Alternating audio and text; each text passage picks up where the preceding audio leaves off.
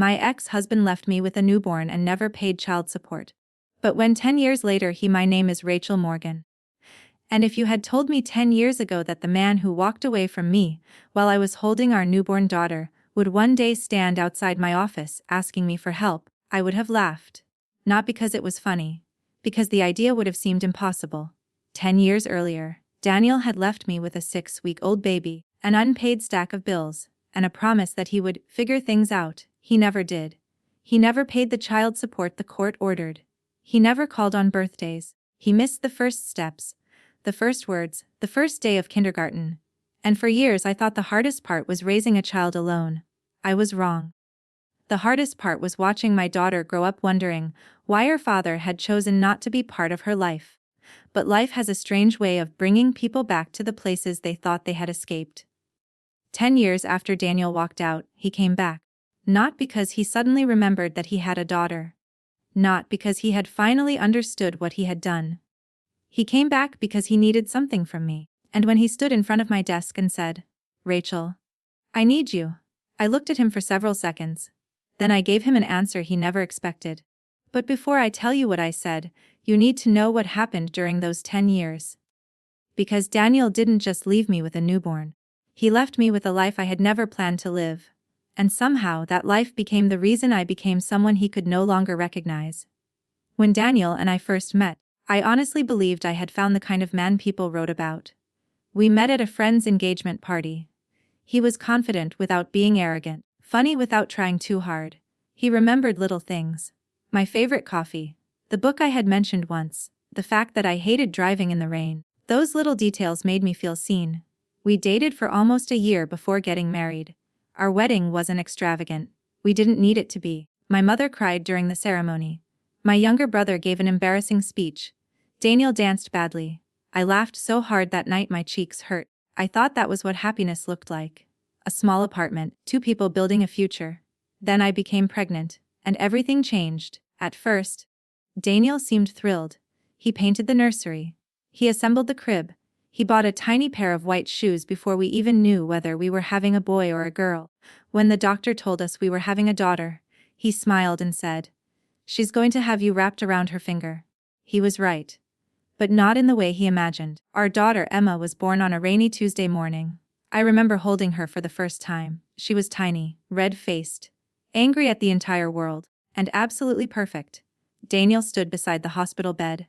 He kissed my forehead. Then he looked at Emma and whispered, "I'm going to be a good father." I believed him. That was my mistake. 6 weeks later he was gone. There was no dramatic argument, no screaming, no final fight. I woke up one morning and noticed that his side of the bed was empty. At first, I assumed he had gone to work early. Then I noticed the closet. Half his clothes were missing. I checked the bathroom. His toothbrush was gone, his shaving kit, his watch, his work bag. I called him. No answer again. Nothing. I called his office. He hadn't come in.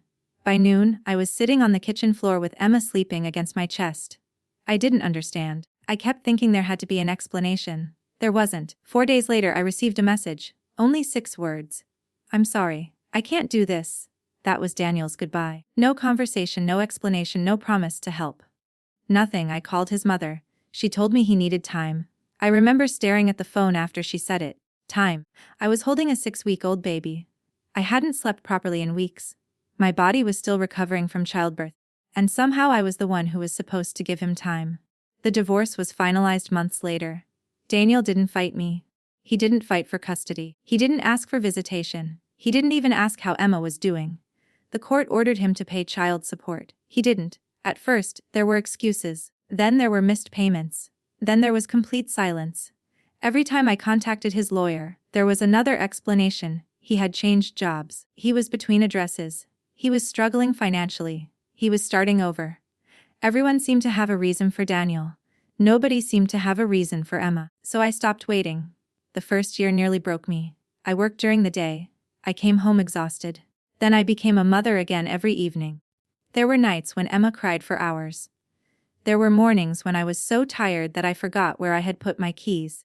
There were days when I sat in my car outside work and cried before walking into the building. But I kept going. Because there was no alternative. My mother helped when she could. My best friend Lisa brought groceries. But most of the responsibility was mine. Every bill, every appointment, every fever, every nightmare, every birthday, every school form that asked for the father's signature. I learned to sign my name without thinking about it. When Emma turned 3, she started asking questions. Where's Daddy? At first I said, he's far away. Then, he's not able to be here right now. Eventually she asked me the question I had feared most. Does Daddy not like me? I remember kneeling in front of her. I held her little hands. And I said, no, sweetheart. Nothing about his choices has anything to do with how much you are worth. She didn't understand. She was 3. But I hoped someday she would. That night after she went to sleep, I sat alone in the kitchen. I looked at my bank account. Then at the pile of bills. Then at the tiny photograph of Emma on the refrigerator. And I made a decision. I was done surviving. I wanted more. Not for Daniel. Not to prove anything. For Emma. And for myself. At the time I worked for a small manufacturing company. My job was operations. I was good at it. Very good. I understood budgets, contracts, inventory, suppliers, negotiations. I knew how to identify waste and how to make businesses more efficient. For years, I had been helping other people build profitable companies. One night I asked myself a question. Why couldn't I build one of my own? The idea scared me. But fear had already become part of my daily life. I was no longer interested in letting it make decisions for me. So I started studying. Every night after Emma went to bed I worked. I took online courses. I read business books. I researched industries. I built spreadsheets. I made mistakes. I started over. And eventually I created a business plan. It wasn't impressive. It wasn't glamorous. It was just a woman with a newborn daughter trying to create a better future. I called the company North Star Operations. Because I needed a direction. Something to follow when I couldn't see the road ahead. The first year was brutal. I had 3 clients. Then 5. Then 8. I reinvested almost everything I made. I didn't buy expensive clothes. I didn't take vacations. I didn't upgrade my car. I worked. Slowly, things changed. By the time Emma was 7, I had a small team. By 9, the company had grown beyond anything I had imagined. And by the time Emma turned 10, North Star had become one of the most respected operations firms in our region. I had moved into a real office. I had in clients. I had savings. But the biggest change wasn't financial. It was me. I wasn't the frightened woman sitting on a kitchen floor anymore. I had become someone who trusted herself. Someone who knew that she could survive whatever came next. Then, on a Thursday morning in October, my assistant knocked on my office door. Rachel. Yes. There is a man here asking to see you. Who? She hesitated. Daniel Carter. My hand stopped above the paperwork. For 10 years I had imagined what I would feel if I ever heard his name again. Anger, sadness, maybe hatred. Instead, I felt almost nothing. Just a strange calm. I looked at my assistant. Does he have an appointment? No. Then tell him I'm busy. She nodded. She turned toward the door. Then she stopped. He says it's urgent. I smiled faintly. Everything is urgent when you've waited 10 years. She left. 5 minutes later, she returned. He says he'll wait. I looked toward the glass wall of my office. There he was, Daniel, older, thinner. His hair had begun to gray. The confident man I remembered was gone. He looked tired. Really tired. I stared at him for a long moment. Then I said, send him in. Daniel walked into my office slowly. He didn't sit, neither did I. For several seconds, neither of us spoke. Finally, he said, Rachel. I nodded. Daniel. He swallowed. I didn't know if you'd see me. I almost didn't. He looked down. Then he said something I never expected. I need your help. I almost smiled. Not because I was happy. Because life has a strange sense of humor. 10 years ago, I had needed his help. He had disappeared. Now he was standing in my office asking for mine. What kind of help? I asked. He hesitated. I'm in trouble? Financial. He nodded. How much? He gave me a number. It was substantial. But not impossible. I studied him. What happened? He told me. His employer was struggling. The company had lost several major clients. They had debts. Employees were leaving. Investors were threatening to pull out. And Daniel had become responsible for fixing the situation. I listened quietly. Then he said, someone told me you're the best person in the region at turning companies around. I leaned back in my chair. Someone was right. He looked at me. I didn't know it was your company. I almost laughed. You didn't know? No, Daniel? My company has been operating for years. I know that now. How? He looked embarrassed.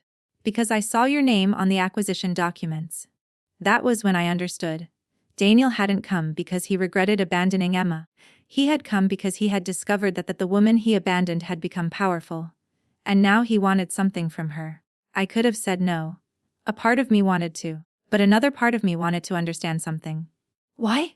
Why had he come back now? So I asked him, "Why did you leave?" He looked at me. I was scared. I almost laughed. Scared of what? Being a father? I nodded slowly. Do you know what I was scared of? He didn't answer. I was scared too. His face changed. I know. No, Daniel, you don't. I stood. I was scared I would fail her. I was scared I wouldn't have enough money. I was scared she would get sick and I wouldn't know what to do. I was scared I would lose my job. I was scared every single day. He looked down, but I stayed. He closed his eyes. I know. You didn't. I know. And now you want me to rescue you. He didn't answer. I walked toward the window. Outside, the city moved as it always did. People rushing, cars passing, lives unfolding. 10 years had passed, and somehow this man was still standing in the same emotional place where he had left me. Only now. He was the one afraid. I didn't agree immediately. I told Daniel I would review the company's financial records. He agreed. My team spent 2 weeks analyzing everything, and what we discovered was much worse than I expected. The company wasn't simply struggling. It was badly managed. There were unnecessary expenses, poor contracts, bad investments, and one particular problem. A senior executive had been moving company money through a network of related businesses. Daniel hadn't known, but the board believed he was responsible. If the problem became public, Daniel could lose his career. Possibly everything. When I showed him the report, "You fix it?" he asked. Yes. He looked relieved. Then I continued. But not the way you want. What does that mean? It means you don't get to walk away from your responsibilities anymore. He looked confused. I slid a folder toward him. Inside was a proposal. Northstar would take over the company's restructuring. But Daniel would have to remain involved. He would have to answer questions, accept responsibility for his failures. And most importantly, he would have to address the child support debt he had ignored for 10 years. His eyes stopped on that section. You included Emma. No, I looked directly at him. Emma was never included. She was excluded. By you. He looked away. The debt is not mine, he whispered. I stared at him. You're right. He looked up. It's hers. That sentence changed something in his face. For the first time, he looked less like a man defending himself and more like a father realizing what he had done. A few days later, Daniel asked if he could see Emma. I didn't answer immediately. Emma was 10, old enough to understand, young enough to be hurt deeply, so I asked her. We were sitting at the kitchen table. I told her that her father had contacted me. She stared at her plate. Why? Because he wants to talk to you. Do I have to? She looked at me. Do you want me to? I thought carefully. This isn't about what I want. She was quiet. Then she said, I think I want to know why. So I arranged the meeting. It happened at a quiet cafe on a Saturday afternoon. I stayed nearby. Daniel sat across from Emma. For the first few minutes, neither of them spoke. Then Emma asked the question I knew she would. Why did you leave? Daniel started crying. I had never seen him cry. Not even at our wedding. Not even when Emma was born. He looked at our daughter and said, because I was selfish. Emma stared at him. Did you not love me? Daniel shook his head. I did. Then why didn't you come? He had no good answer. Because there wasn't one. Eventually he said, I don't know how to explain something that I regret every day. Emma looked down. Then she said, I waited for you. Daniel covered his face. I turned away. That conversation lasted less than an hour. When it ended, Emma walked over to me. She didn't cry, she simply took my hand. Can we go home? Of course. In the car. She stared out the window. After several minutes she said, Mom, yes, I don't think I hate him. I smiled. You don't have to. But I don't think I love him either. That's okay. She nodded. I think I just don't know him. And that was the truth. Over the next several months, I helped restructure Daniel's company. We cut unnecessary costs, renegotiated contracts, removed the executive responsible for the financial misconduct, rebuilt the management team. The company survived, barely. But it survived. Daniel kept his position. However, something unexpected happened. He began paying the child support. Not because I demanded it. Because he finally understood that the money had never really been about money. It was about responsibility. Every month, the payment arrived, then and another. He also began seeing Emma regularly. Slowly. Carefully. She decided how much contact she wanted. I never interfered. I never told her what to feel. I never told her to forgive him. Because forgiveness is not something you can order a child to give. A year after Daniel first walked into my office, he asked to meet me again. This time, there was no business proposal. No financial problem. No emergency, just him. We sat across from each other. He looked different, not more successful. Just calmer. I owe you an apology, he said. I nodded. I know. He looked confused. You don't have heard apologies before. This one is different. Then say it. He took a breath. I abandoned you. I said nothing. I abandoned Emma. Still nothing. I made you carry responsibilities that belong to both of us. He looked down. I convinced myself that leaving would make my life easier. His voice cracked. And I was wrong. I watched him. For years, I had imagined this moment. I thought I would feel satisfaction. I didn't. I felt tired. Not physically. Emotionally. Because there was nothing he could say that would give me back those 10 years. Nothing he could say that would erase the nights I spent awake wondering how I would pay the bills. Nothing that could return Emma's childhood moments he had missed. So I said, he looked at me. You do, yes. He seemed surprised. But believing you're sorry doesn't mean what happened was okay. I know. And it doesn't mean you get to rewrite the past. I know. I nodded. Then maybe you finally understand. 2 years later, Emma graduated from middle school. Daniel was there. He stood at the back of the auditorium. I saw him watching her receive her certificate. He clapped harder than anyone. Afterward, Emma hugged him. Then she came to me. Mum. Yes. Can we take a picture? Of course. She looked at both of us. Together. Daniel and I stood beside her. For a second, I felt the weight of the past. Then I let it go.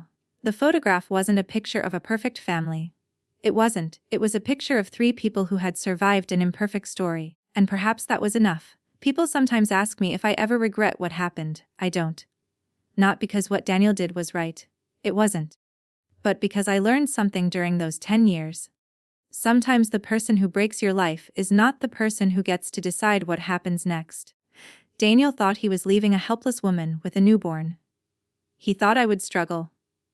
Maybe he thought I would eventually call him and beg him to come back. I never did. Instead, I built a life. I raised our daughter. I built a company. I bought a home. I became financially independent. And most importantly, I became someone who no longer needed anyone else to validate her worth.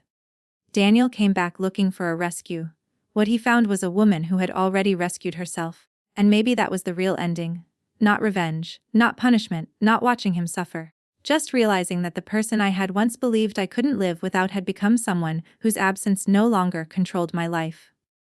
10 years after Daniel left, I stood in my kitchen one morning watching Emma get ready for school. She was older now. Confident. Funny. Independent. She grabbed her bag and kissed my cheek. Love you, Mom. Love you too. She walked toward the door, then she turned around. Mom? Yeah. Are you happy? The question caught me off guard. I smiled. Really? I looked around the kitchen. At the photographs. At the sunlight coming through the window. At the life I had built. Really? She smiled. Good. Then she left. I stood there for a moment after the door closed. And I thought about that woman I had been 10 years earlier. The woman sitting alone with a newborn. The woman staring at an empty closet. The woman wondering how she was going to survive. I wish I could go back and tell her something. I'd tell her, you are going to survive. You are going to cry. You are going to struggle. You are going to be exhausted. But one day, you're going to wake up and realize you don't remember the last time you were afraid. One day, the person who left you will no longer be the center of your story. And one day, you'll understand that sometimes losing someone isn't the end of your life. Sometimes it's the beginning of the life you were supposed to build. Daniel left me with a newborn. He left me with unpaid bills. He left me with years of silence. But he also left me with something he never intended to give me, the chance to discover exactly what I was capable of. And when he came back 10 years later asking me to save him, I didn't save him. I simply gave him the opportunity to take responsibility for his own choices. That was enough. Because my daughter didn't need a perfect father. She needed to know that she was loved. And she was. Every single day. If you've ever had someone walk away from you when you needed them most, remember this. Their decision does not define your future. Their absence does not determine your worth. And sometimes the strongest thing you can do isn't getting revenge. It's building a life so meaningful that you no longer need revenge at all. If this story touched you, please like the video and subscribe to the channel for more emotional stories about resilience, family, and second chances. And tell me in the comments, what would you have done if you were in Rachel's place?